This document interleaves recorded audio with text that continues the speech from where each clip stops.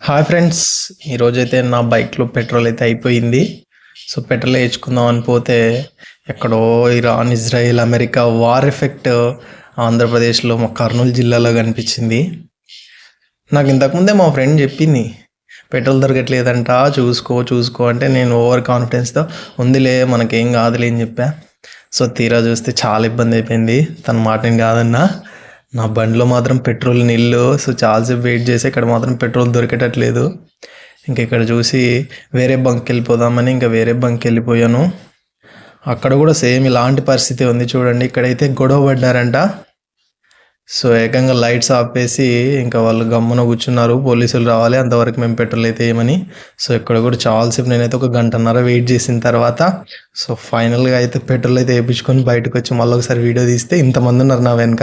So ఫైనల్గా అయితే petrol అయితే ఫుల్ ట్యాంక్ ఇచ్చాను. ఇంకా నాకు తెలిసి ఒక 20 days వరకు నాకైతే ప్రాబ్లం లేదనుకుంటున్నాను. చూసినందుకు థ్యాంక్ యూ.